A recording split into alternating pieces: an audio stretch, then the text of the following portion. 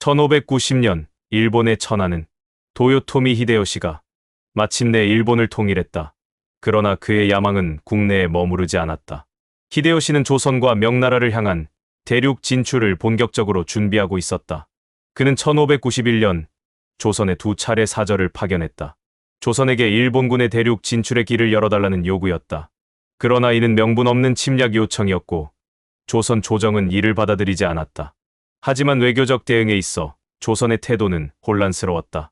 황윤길은 히데요시는 호전적이며 전쟁을 준비하고 있다고 경고했지만 함께 일본에 다녀온 김성일은 그는 전쟁할 인물이 아니다라고 평가했다. 조선 조정은 김성일의 말을 택했고 방비와 대비는커녕 평상시처럼 국정을 운영했다. 이 무렵 일본은 이미 15만 병력을 동원해 규슈에 집결시키고 있었다. 1592년 4월 13일 일본군 1차 침공군이 부산 앞바다에 모습을 드러냈다. 가토 기요마사를 비롯한 제1군이 부산포에 상륙했다. 그들이 들고 온 것은 조총과 전열 정비가 끝난 침략군. 15만 명에 달하는 병력은 순식간에 부산성을 무너뜨렸고 이어 동래성으로 진격했다. 동래부사 송상현은 끝까지 싸웠다. 병력은 3천도 되지 않았고 화기도 턱없이 부족했지만 그는 싸우다 죽는 것이 부끄러운 일이 아니다라며 성문을 걸어 잠갔다. 왜 왔는가? 나는 송상현의 말에 일본 측은 싸우러 왔다라고 대답했고 이는 그대로 전면전의 서막이 되었다. 결과는 참혹했다. 동래성은 불타올랐고 송상현은 전사했으며 일본군은 거의 무혈입성하듯 조선 남부를 유린해갔다. 성주는 성을 버리고 달아났고 조선의 초기 대응은 사실상 붕괴 상태였다. 초유의 국난 앞 왕은 달아났다. 도망가는 군사들, 불타는 마을, 피난가는 백성들. 조선의 방어선은 모래성처럼 무너지고 있었다. 중부를 사수하기 위해 나섰던 신립 장군은 충주의 탄금대에서 일본군과 마주했다. 조선 기병이 일본군의 조총에 맥없이 무너졌고 신립은 절벽 아래 강물에 몸을 던졌다. 조정은 급박했다. 방어선은 붕괴됐고 서울은 적의 손에 들어갈 위기였다. 선조는 결국 몽진멍천, 즉 도성을 버리고 의주로 피난하는 결정을 내렸다. 임금의 피난은 국민에게 깊은 불신을 남겼고 국가의 통제력은 사실상 해체됐다. 그 사이 일본군은 경상도, 전라도, 충청도, 그리고 마침내 수도 한양까지 차례차례 점령했다. 6월, 한양이 함락된다. 한양이 함락되고 왕이 떠난 조선. 전국은 전란과 혼돈에 빠졌지만 유일하게 전세를 뒤집은 전장이 있었다. 그것은 육지가 아닌 바다, 그리고 그 중심에는 이순신이 있었다. 전라좌 수사 이순신. 그는 평소 철저하게 함대를 관리해왔다. 수군이 육군보다 약하다는 인식이 강했던 당시 그는 포격, 항해, 전열 훈련을 매일같이 시켰고 특히 군유를 엄하게 다스렸다. 1592년 5월 7일 그 준비가 현실로 나타났다. 옥포 앞바다.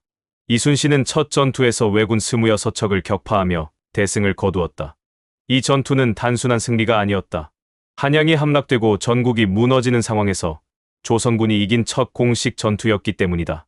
전라 수군은 해상 병참선을 끊어 일본군의 보급로를 위협했고 이는 전황 전체에 중대한 변수로 작용했다. 이후 아포, 사천, 당포 등 연이은 해전에서 승리를 거두며 일본군은 더 이상 바다에서 자유롭게 움직일 수 없었다. 특히 사천해전에서는 조선의 상징 거북선이 첫 선을 보였다. 등 위에 철갑을 두른 이 철선 뒤의 좌는 왜군의 배를 두려움에 떨게 했고 그 위에서 쏟아지는 화포는 곧 바다의 공포였다. 전황이 가장 극적으로 전환된 지점. 그것이 바로 한산도 대첩이었다. 1592년 7월 도도 다카토라가 이끄는 왜수군은 조선 남해를 장악하기 위해 진출했다. 이순신은 한산 앞바다에서 하객진허 이전 전술을 펼쳤다. 그 유명한 하계 날개 모양 전열. 중앙은 유인하고 좌우 날개가 돌아 적을 포위하여 괴멸시키는 방식이다. 이 전투에서 일본군 59척이 격침되었고 바다는 시체와 난파선으로 가득 찼다. 조선은 이 승리를 통해 일본의 해상 병참을 완전히 끊었고 육지의 패배를 바다에서 되갚기 시작했다.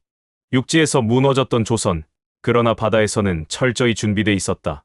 수군이 승리할 수 있었던 결정적인 이유는 병참 전략에 있었다. 일본군은 조총을 사용한 빠른 진격에 능했지만 보급이 길어지면 치명적인 약점을 드러냈다. 육상에서는 쉴 새 없이 전진하던 일본군도 해상 보급로가 차단되자 점차 물자 부족에 시달리기 시작했다. 이순신은 바다를 지키면 나라를 지킬 수 있다는 전략을 실천한 것이었다. 이후 조선 수군은 남해, 전라도, 충청도 바다의 제해권을 완전히 장악하며 일본군의 북진을 멈추게 했다. 그 전장의 한복판에서 조선 수군은 조선의 최후보루로 떠올랐다. 한양이 함락되고 조선 왕이 국경 끝 의주로 피난했을 때 선조는 선택할 수 있는 카드가 거의 없었다. 그중 유일한 희망은 바로 삼국상고 명나라였다. 명은 조선과의 전통적인 책봉사대 관계를 유지해왔고 조선은 이를 바탕으로 사신을 급히 보냈다. 전쟁은 우리 혼자만의 일이 아닙니다. 왜가 이 땅을 넘어 대륙으로 향할 것입니다. 조선은 그렇게 히데요시의 침략이 동아시아 전체의 위협임을 설득했다. 처음 명은 머뭇거렸다. 이전까지 조선은 평화의 나라였고 갑작스러운 요청은 신중할 수밖에 없었다.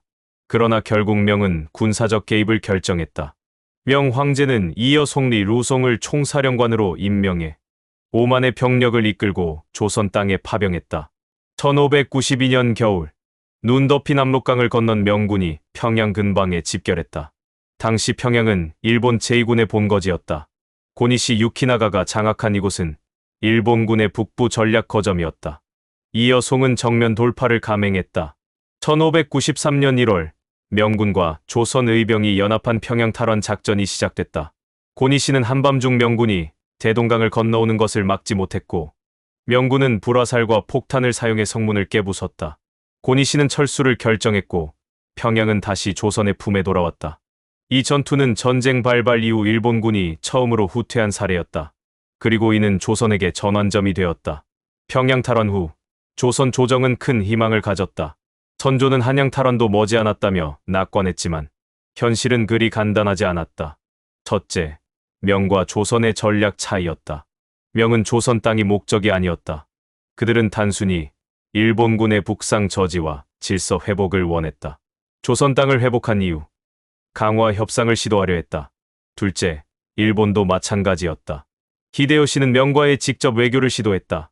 자신을 일본국 왕이라 칭하며 조선 없이 명과의 협정을 추진했다. 조선은 배제된 채 명일 강화 회담이 논의되기 시작했다. 그 속에서 조선의 입지는 줄어들었다. 이 무렵 조선 내부에서는 또 다른 전선이 형성됐다. 전국 곳곳에서 의병 이빙이 일어났기 때문이다. 곽재우, 고경명, 정문부, 조원 등 수많은 선비와 백성들이 스스로 무기를 들고 전장으로 나섰다. 그들은 군포도 없고 갑옷도 없었지만 나라가 망하면 나도 없다는 신념 하나로 싸웠다.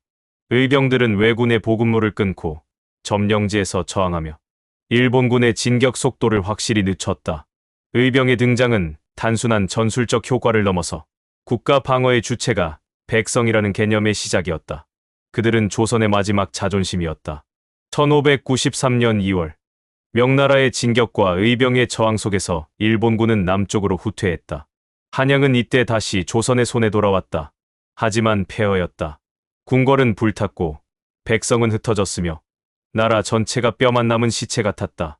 선조는 서울에 복귀했지만 조정은 회복되지 않았다.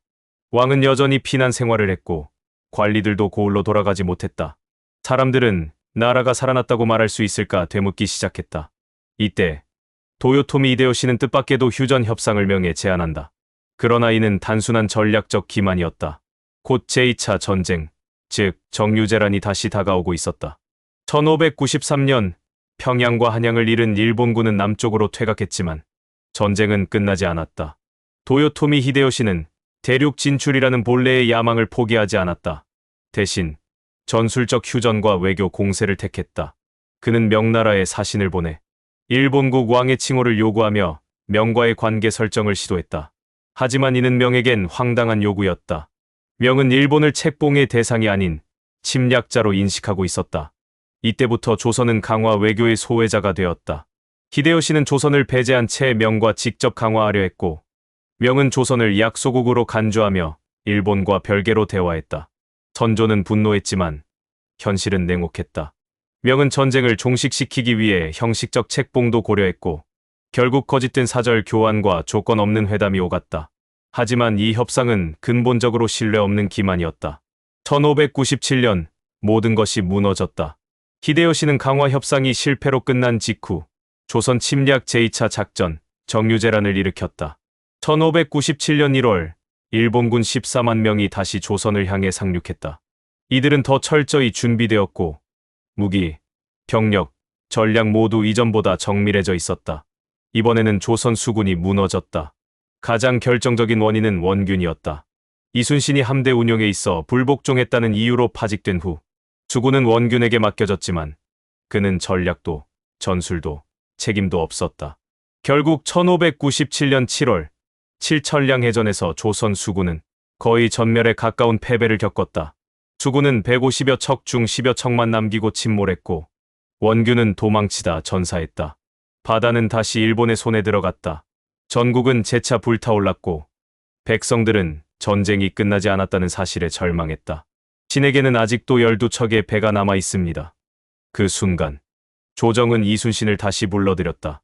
그는 죄인으로 파직되어 고문당한 뒤에도 묵묵히 옥살이를 견디고 있었고 나라가 위기에 처하자 군복을 입고 돌아왔다.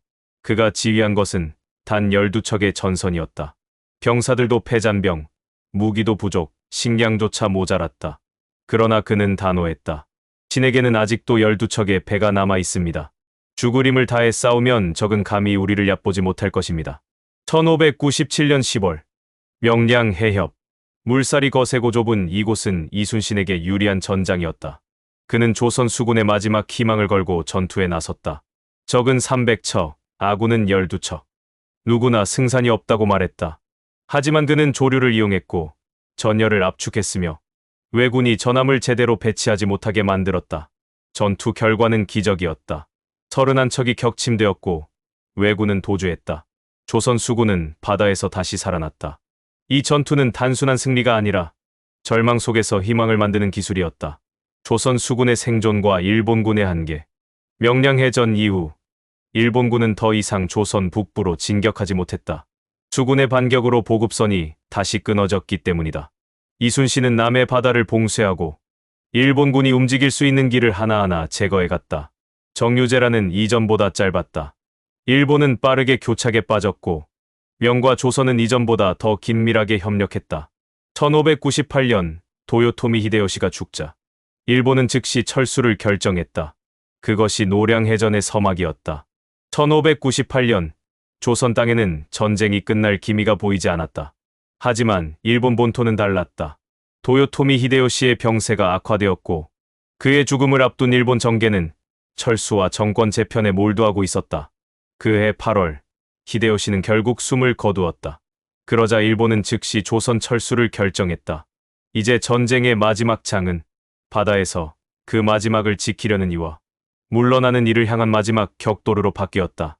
명과 조선 연합군은 일본군이 남해로 집결하여 철수하는 루트를 파악하고 있었다. 특히 통영, 사천, 고성, 남해, 노량 등지에 수많은 왜군이 몰려 있었다.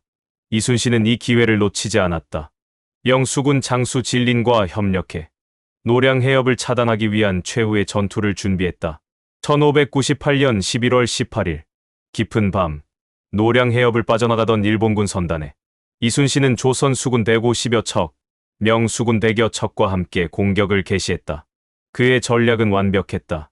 좁은 수로, 복잡한 조류, 앞뒤가 막힌 적. 이순신은 포위를 통해 적을 가두고 밤새 화포를 쏟아부었다. 적군은 200척 이상 침몰당했고 살아남은 배들도 무장해제 상태로 도망쳤다. 조선 수군은 마지막 승리를 거두었다. 싸움이 끝났으니 나를 가리라. 그러나 그 영광의 순간에 충무공 이순신은 전사했다. 전투가 한창일 때 그는 왼쪽 가슴에 적의 총탄을 맞았다.